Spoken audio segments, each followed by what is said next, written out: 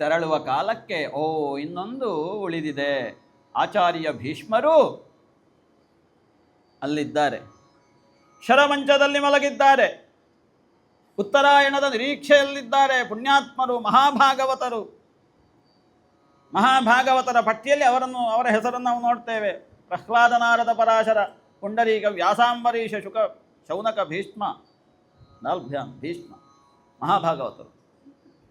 18 ದಿನಗಳ ಯುದ್ಧದಲ್ಲಿ 10 ದಿವಸಗಳ ನಿರಂತರವಾದಂತಹ ಹೋರಾಟದಲ್ಲಿ ದಿನಕ್ಕೂ 10,000 ಕಿರೀಟ ಇಟ್ಟವರ ತಲೆ ತೆಗೆದಂತಹ ಪುಣ್ಯಾತ್ಮ.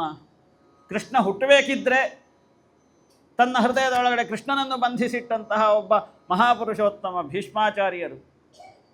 ಅವರು ಈಗ ರಿಟೈರ್ಡ್ ಆಗಿದ್ದಾರೆ,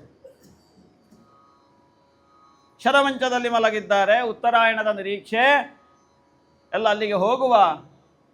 ಯುಧಿಷ್ಠಿರ ತಲೆಬಿಸಿ ಮಾಡಿಕೊಂಡಿದ್ದ ಸುಮ್ಮನೆ ಈ ಹಿಂಸೆ ಎಲ್ಲ ಮಾಡಿಕೊಂಡು ಇಷ್ಟೆಲ್ಲ ಇನ್ನು ಹೇಗೆ ನಾವು ಜೀವನ ಮಾಡೋದು, ಎಂಥದ್ದು ಬೇಡ ಅಂತ ಹೇಳಿಕೊಂಡು ಅವನು ಕೂಡ ನಿವೃತ್ತನಾಗಲಿಕ್ಕೆ ಹೊರಟಿದ್ದ, ಸ್ವಯಂ ನಿವೃತ್ತಿ ಪಡ್ಕೊಳ್ಳಿಕ್ಕೆ.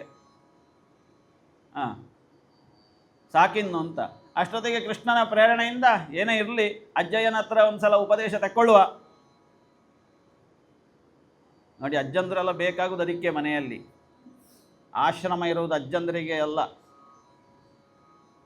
ಈ ದುರಂತ ಕಾಲ ಬಂದಾಗ ಮನಸ್ಸಿನಲ್ಲಿರುವಂತಹ ದುರ್ಭಾವವನ್ನು ಹೋಗಲಾಡಿಸುವುದಕ್ಕೆ ಬೇಕಾದ್ದು ಅಜ್ಜ ಅಜ್ಜಿಯಂದಿರು ಮನೆಯಲ್ಲಿ.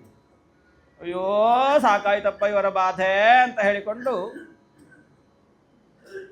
ಅಲ್ಲಿಗೆ ಕೊಡುವುದು ಅಂತ. ಈ ಸಾಕ್ಲಿಕ್ಕೆ ಕಷ್ಟಾದ ಗೋವುಗಳನ್ನೆಲ್ಲ ಗೋಶಾಲೆಗೆ ಕೊಟ್ಟಾಗೆ. ಆ ಭಾವದಲ್ಲಿ ನಾವು ಈ ನಮ್ಮ ಹಿರಿಯರನ್ನು ಅಲ್ಲಿ ಕಳಿಸೋದು, ಅಪ್ಪಮ್ಮಂದಿರನ್ನು. ಕೊನೆಗೆ ಇವ ಹಾಳಾಗಿ ಹೋಗುದು. ಯಾಕೆ? ಇವನಿಗೆ ಉಪದೇಶ ಕೊಡ್ಲಿಕ್ಕೆ ಇಲ್ಲಲ್ಲ ಮನೆಯಲ್ಲಿ ಯಾರು ಕೂಡ, ಟಿ ವಿಯನ್ನೇ ನೋಡಬೇಕಷ್ಟೆ. ಅವರು ಕಣ್ಣೀರು ಹಾಕ್ತಾ ಕೇವಲ ಇವ ಮಗ ಕೊಡುವಂತಹ ದುಡ್ಡಿಗೆ ಅವರ ಕಣ್ಣೀರು ಒರೆಸಿ ಹೋಗ್ತದೆ ಅಂತ ಅಂದ್ಕೊಂಡಿದ್ದ. ಬಟ್ಟೆ ಜಾಗದಲ್ಲಿ ದುಡ್ಡಿನಲ್ಲಿ ಹೀಗೆ ಒರೆಸಿದ್ರೆ ಹೋಗ್ಬೋದೇನೋ, ಆದರೆ ಮತ್ತೆ ಅದು ಸುರಿಯುವುದಕ್ಕೆ ಹೊರಟ್ರೆ ಇತ್ಲಾಗಿ ಇವನು ಹಾಳು. ನೋಡಿ, ಅಜ್ಜಂದಿರು ಬೇಕು. ಏನು ಹೇಳ್ತಾನೆ, ಸ್ವಲ್ಪ ಹೋಗಿ ಅವರ ಹತ್ರ ಮಾತಾಡಿ ಬರುವ, ಎಲ್ಲ ಒಟ್ಟು ತಲೆಬಿಸಿಯಾಗಿದೆ ನನಗೆ ಅಂತ. ಸರಿ ಅಂತ ಹೇಳಿ ಎಲ್ಲರೂ ಕೂಡ ಹೊರಟರು ಅಲ್ಲಿ ಕುರುಕ್ಷೇತ್ರಕ್ಕೆ. ಕೃಷ್ಣನೂ ಕೂಡ ಹೊರಟ ಅರ್ಜುನನ ಜೊತೆಗೆ.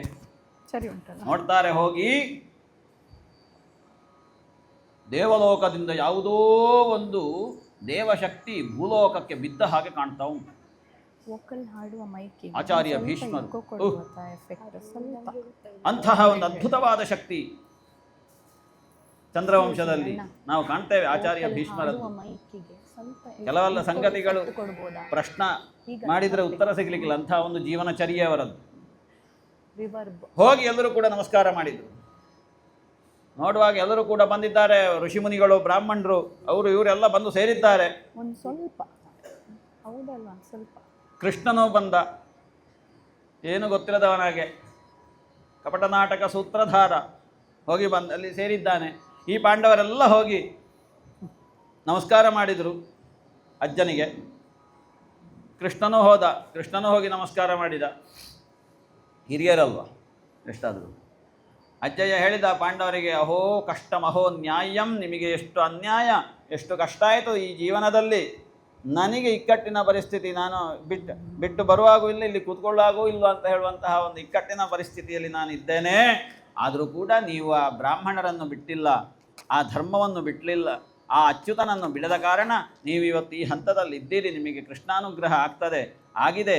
ಎಲ್ಲವೂ ಕೂಡ ಸರ್ವಂ ಕಾಲಕೃತಂ ಮನ್ಯೆ, ಕಾಲದ ಕರೆಗೆ ನಾವು ಹೋಗೊಡ್ಲೇಬೇಕಾಗ್ತದೆ. ಏನು ಮಾಡುವುದು? ಎಲ್ಲವೂ ಕಾಲಕೃತವಾಗಿಯೇ ಪ್ರಪಂಚದಲ್ಲಿ ನಡೆಯುವುದು. ಕಾಲಸ್ವರೂಪಿಯಾಗಿಯೇ ಇದ್ದಾನಲ್ಲ, ನೋಡಿ ನಮ್ಮ ಎದುರು ಬಂದಿದ್ದಾನೆ ಅವ. ಸರಿ, ಕೃಷ್ಣನನ್ನು ಮಾತಾಡಿಸಿ ಅಂತಹ ದಿವ್ಯಮಯವಾದಂತಹ ಮಂಗಲಮಯವಾದಂತಹ ಸ್ವರೂಪ ಆಚಾರ್ಯ ಭೀಷ್ಮರ ಎದುರು ನಿಂತಿದೆ. ಅವನನ್ನೇ ನೋಡ್ತಾ ಇದ್ದಾನೆ. ಆಚಾರ್ಯ ಭೀಷ್ಮರು ನೋಡ್ತಾ ಇದ್ದಾರೆ, ವೈಕದೆ ನೋಡ್ತಾರೆ. ಕೊನೆಯ ಕಾಲಕ್ಕೆ ನಮಗೆಲ್ಲರಿಗೂ ಕೂಡ ಆಗಬೇಕಾದ್ದು ಇದು ಅಂತ. ತಲೆ ಬಿಸಿ ಮಾಡಿಕೊಂಡು ಪ್ರಾಣ ಬಿಡುವುದಲ್ಲ, ಪ್ರಾಣ ಬಿಡಲಿಕ್ಕೂ ತಯಾರಿಲ್ಲದೆ ಆ ಪ್ರಾಣ ನಿಮ್ಮನ್ನು ಬಿಟ್ಟು ಹೋಗುವುದಕ್ಕೆ ಆತುರದಲ್ಲಿರುವ ಕಾಲಕ್ಕೆ ನಮಗೆ ಬೇಕಾದ್ದು ಸುಖ ಮರಣ. ಅದಕ್ಕೆ ಬೇಕಾಗಿ ಆ ಹೊತ್ತಿಗೆ ಕೃಷ್ಣ ನಮ್ಮೆದುರು ಇರಬೇಕು. ಭಕ್ತ್ಯಾವೇಶ್ಯ ಮನೋಯಸ್ಮಿನ್, ಭಕ್ತಿಯಿಂದ ಅವನಲ್ಲಿ ಮನಸ್ಸನ್ನು ಸೇರಿಸಬೇಕು. ಬಾಯಿಯಿಂದ ಸಾಧ್ಯವಾದಷ್ಟು ಕೃಷ್ಣನಾಮ ಸಂಕೀರ್ತನೆಯನ್ನು ಮಾಡಬೇಕು. ಆವಾಗ ಅದನ್ನು ಮಾಡ್ತಾ ಮಾಡ್ತಾ ಮಾಡ್ತಾ ಮಾಡ್ತಾ ಪ್ರಾಣ ಬಿಡುವವನ ಪ್ರಾಣ ಹೋಗಿ ಪ್ರಾಣರೂಪಿಯಲ್ಲಿ ಸೇರ್ತದಂತೆ. ತ್ಯಜನ್ ಕಲೇವರಂ ಯೋಗಿ ಮುಚ್ಯತೆ ಕಾಮಕರ್ಮಭಿ, ಮತ್ತೆ ಅವನಿಗೆ ಜನ್ಮ ಇಲ್ಲ, ಕರ್ಮಬಂಧದಿಂದ ನಿವೃತ್ತನಾಗ್ತಾನೆ. ಅಂತಹ ಆ ದೇವ ಇವತ್ತು ನನ್ನ ಎದುರಿದ್ದಾನೆ. ನನ್ನ ಪ್ರಾಣ ಹೋಗುವಲ್ಲಿಯವರೆಗೆ ನನ್ನ ಎದುರೇ ಅವ ನಿಲ್ಲಿ ಅಂತ ಪ್ರಾರ್ಥನೆ ಮಾಡ್ತಾ ಇದ್ದಾರೆ ಆಚಾರ್ಯ ಭೀಷ್ಮರು. ತದನಂತರ ಮೌನವನ್ನು ತಾಳ್ತಾರೆ. ಆದರೆ ಮೊಮ್ಮಗನಾದಂತಹ ಧರ್ಮರಾಜ ಅನೇಕ ಜಿಜ್ಞಾಸೆಗಳನ್ನು ಮುಂದಿಟ್ಟ ಕಾಲಕ್ಕೆ ಅನೇಕ ಧರ್ಮಶಾಸ್ತ್ರದ ಸಂಗತಿಗಳನ್ನು ಹೇಳ್ತಾರೆ, ಉಪದೇಶ ಮಾಡ್ತಾರೆ ಧರ್ಮರಾಜನಿಗೆ. ಕೊನೆಗೆ ಮಾತನ್ನು ನಿಲ್ಲಿಸಿದರು ಆಚಾರ್ಯರು. ತನ್ನೆಲ್ಲ ಬಾಹ್ಯವಾದಂತಹ ಅಂಗಾಂಗಗಳನ್ನು ಒಳಮುಖವನ್ನಾಗಿಸಿದರು. ಕೃಷ್ಣನನ್ನು ನೋಡುವಾಗ ಚತುರ್ಭುಜಧಾರಿಯಾಗಿ ಶಂಖಚಕ್ರ ಗದಾಧಾರಿಯಾಗಿ ವಿಶ್ವರೂಪವನ್ನೇ ಕಾಣ್ತಾ ಇದ್ದಾರೆ ಆಚಾರ್ಯ ಭೀಷ್ಮರು. ಕೃಷ್ಣೇ ಲಸತ್ ಪೀತಪಟೆ ಚತುರ್ಭುಜೆ ಪುರಸ್ಥಿತೆ, ಎದುರು ಇದ್ದಂತಹ ಆ ಮಹಾಸ್ವಾಮಿಯನ್ನು ನೋಡ್ತಾ ಇದ್ದಾರೆ ಆಚಾರ್ಯರು. ಅತ್ಯಂತ ಶ್ರದ್ಧೆಯಿಂದ ಕೂಡಿದಂತಹ ಬುದ್ಧಿಯಿಂದ ಮನಸ್ಸಲ್ಲಿ ಧಾರಣೆ ಮಾಡಿದರು ಆಚಾರ್ಯರು ಕೃಷ್ಣನನ್ನು. ತದೀಕ್ಷಯೈವ, ಹಾಗೆ ನೋಡ್ತಾ ನೋಡ್ತಾ ನೋಡ್ತಾ ಇದ್ದ ಹಾಗೆ ಈ ಬೆನ್ನಿಗೆ ಚುಚ್ಚುತ್ತಾ ಇದ್ದಂತಹ ಬಾಣದ ಆ ಆಘಾತ ಕಡಿಮೆಯಾಯಿತು, ನೋವು ಇಲ್ಲದಾಯಿತು. ಆ ಕಾಲಕ್ಕೆ ಸರ್ವ ಶರಣಾಗತರಾಗಿ ಆಚಾರ್ಯರು ಕೃಷ್ಣನನ್ನು ಸ್ತುತಿ ಮಾಡುವುದಕ್ಕೆ ತೊಡಗ್ತಾರೆ. ಪ್ರಪಂಚದಲ್ಲಿ ಭೀಷ್ಮಸ್ತುತಿ ಅಂತ ಅತ್ಯದ್ಭುತವಾದ ಸ್ತುತಿ. ಇದರ ಬಗ್ಗೆ ನಾವು ಅಲ್ಲಿ ಹೋಗಿಯೇ ನೋಡುವುದು ಒಳ್ಳೆಯದು. ಒಂದು 2 ದಿವಸ ಬೇಕು ಅದರ ಬಗ್ಗೆ ಮಾತಾಡಲಿಕ್ಕೆ. ಅದ್ಭುತವಾದಂತಹ ಒಂದು ಶರಣಾಗತಿ. ಅದು ಪೂರ್ಣವಾಗಿ ಅದನ್ನು ನಾವು ಹೇಳ್ತಾ ಹೋದರೆ ಮಧ್ಯ ಮಧ್ಯದಲ್ಲೆಲ್ಲ ತುಂಡಾಗ್ಬೋದು. ಅಂತೂ ಬಹಳ ಸುಂದರವಾಗಿ ಸ್ತುತಿ ಮಾಡಿ ಆಚಾರ್ಯರ ಕೊನೆಯ ಕ್ಷಣ ಸೌಂದರ್ಯದಿಂದ ಕೂಡಿರ್ತದೆ.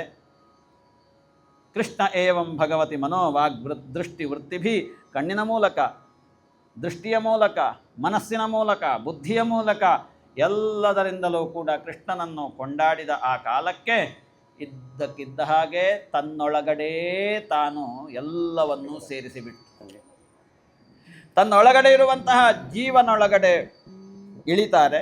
ಆ ಜೀವನನ್ನು ಪರಮಾತ್ಮನ ಜೊತೆಗೆ ಸೇರಿಸ್ತಾರೆ. ಇದ್ದಕ್ಕಿದ್ದಾಗೆ ಸಂಪದ್ಯಮಾನ ಮಾಸ್ಥಾಯ ಭೀಷ್ಮ ನಿರ್ಯಾಣವಾಗ್ತದೆ. ಆ ಕೃಷ್ಣನಲ್ಲಿ ಹೋಗಿ ಸೇರಿ ಬಿಡ್ತಾರೆ.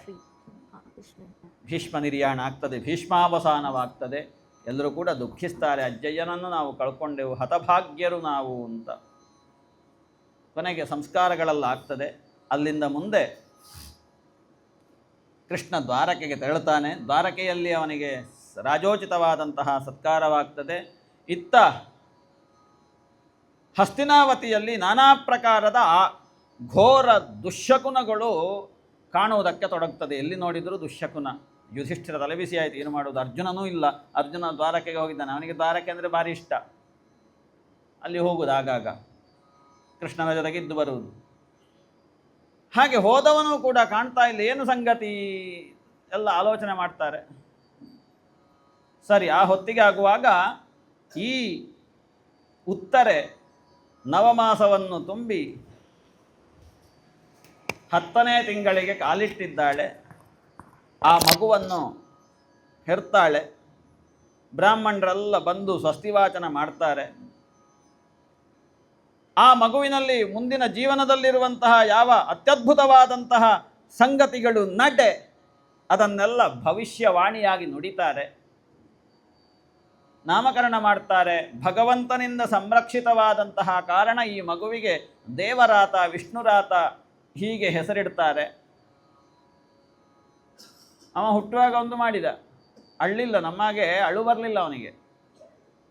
ನಾವೆಲ್ಲ ಇಡೀ ರಂಪ ಮಾಡ್ತೇವೆ ನೋಡಿ ಅಲ್ಲಿ.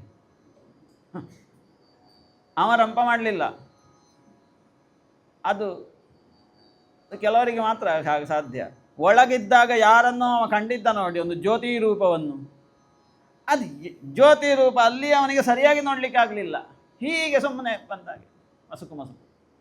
ಹೊರಗಡೆ ಬಂದ ಮೇಲೆ, ಅಮ್ಮನ ಗರ್ಭದಿಂದ ಬಂದ ಮೇಲೆ ಮೊದಲು ಮಾಡಿದ ಕೆಲಸ ಅವ ಹುಡುಕಾಟ. ನಿಜವಾಗಿ ಆ ಪ್ರಾಯದಲ್ಲೆಲ್ಲ ಹುಡುಗಾಟ ಇರಬೇಕಲ್ವ. ಹುಡುಗಾಟ ಇಲ್ಲ, ಹುಟ್ಟಿದ್ದೇ ಹುಡುಕಾಟಕ್ಕೆ. ನಿಜವಾಗಿ ನಾವೆಲ್ಲರೂ ಹೀಗೆ ಆಗಬೇಕಾದ್ದು ಅಂತ. ನಾವು ಹುಟ್ಟುವುದೇ ಹುಡುಕಾಟಕ್ಕೆ, ಇಲ್ಲದಿದ್ದರೆ ಮನುಷ್ಯರಾಗಿ ಹುಟ್ಟುತ್ತಿದ್ದೇವೆ. ನಾಯಿಯಾಗಿಯೋ, ಬೆಕ್ಕಾಗಿಯೋ, ಅಥವಾ ಇನ್ಯಾವುದೋ ಪ್ರಾಣಿಯಾಗಿಯೋ, ಅಥವಾ ಹಲಸಿನ ಮರವಾಗಿಯೋ, ತೆಂಗಿನ ಮರವಾಗಿಯೋ, ಮಾವಿನ ಮರವಾಗಿಯೋ, ಗಿಳಿ ಕುಕ್ಕಿನ ಮರವಾಗಿಯೋ, ಹೀಗೆ ಏನಾದ್ರು ಹುಟ್ಟಿದ್ದೇವೆ ನಾವು. ಆದರೆ ಮನುಷ್ಯರಾಗಿ ಹುಟ್ಟಿದ್ಯಾಕೆ? ನಾವು ಹುಟ್ಟುವುದೇ ಹುಡುಕಾಟಕ್ಕೆ. ಆದರೆ ಅದು ನಮಗೆ ಮರ್ತೋಗ್ತದೆ ನೋಡಿ. ಗರುಡ ಪುರಾಣದಲ್ಲಿ ಹೇಳಿದಾಗೆ ಹೊಟ್ಟೆ ಒಳಗಡೆ ಇರುವಾಗೆಲ್ಲ ನೆನಪಿರ್ತದೆ. ಈ ತೀವ್ರತೆ, ಹೊರಗೆ ಬರುವ ತೀವ್ರತೆಯಿಂದ ಅದೆಲ್ಲವೂ ಕೂಡ ಮರ್ತೋಗ್ತದೆ. ದೇವರ ದಯೆಯಿಂದ ಪರೀಕ್ಷಿತನಿಗೆ ಅದು ನೆನಪಿತ್ತು. ನಮಗೆಲ್ಲ ಅಂಥದ್ದೆಲ್ಲ ನೆನಪಿರ್ತಿದ್ರೆ ಇಂಥದ್ದು ಅಲ್ಲಲ್ಲಿ ಮನೆ ಮನೆಯಲ್ಲಿ ಸಪ್ತಾಹಗಳು ನಿರಂತರವಾಗಿ ಆಗ್ತಿತ್ತು.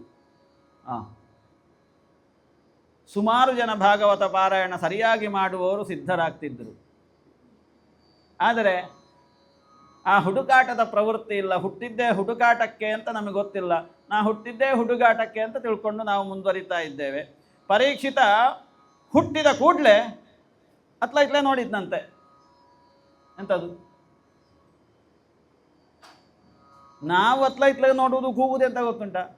ಅಲ್ಲಿ ಸೊಳ್ಳೆ ಮತ್ತು ಇತ್ಯಾದಿಗಳೆಲ್ಲ, ತಿಗಣೆಗಳೆಲ್ಲ ಕಚ್ಚುವುದಕ್ಕೆ ಶುರು ಆಗ್ತದೆ. ಏನೋ ಒಂದು ಅನೀಸಿ ಅಂತ ಹೇಳ್ತಾರೆ ನೋಡಿ, ಆ ರೀತಿದು ಭಾವ ಬರ್ತದೆ ಅಲ್ಲಿ ಆ ಹುಟ್ಟಿದ ಕೂಡಲೇ. ನೆನಪಿದ್ದದ್ದನ್ನು ಹೇಳಿದ್ದು, ಎಲ್ಲ ನೆನಪಿಲ್ಲ. ಇವ ಹಾಗಲ್ಲ, ಇತ್ಲೇ ನೋಡೋದು ಯಾಕೆ? ನಾನು ಈಗ ಕೆಲವು ಕ್ಷಣ ಹಿಂದೆ ಹೊಟ್ಟೆ ಒಳಗಡೆ ಅಮ್ಮನ ಗರ್ಭದಲ್ಲಿ ನೋಡಿದ್ದು ನನಗೆ ಎಲ್ಲಿದೆ ಅದು? ಹೋಯ್ತಾ? ಹೀಗೆ ನೋಡುವುದಂತೆ. ಹಾಗಾಗಿ ಅವನಿಗೆ ಹೆಸರಿಟ್ಟರು ಪರೀಕ್ಷಿತ್.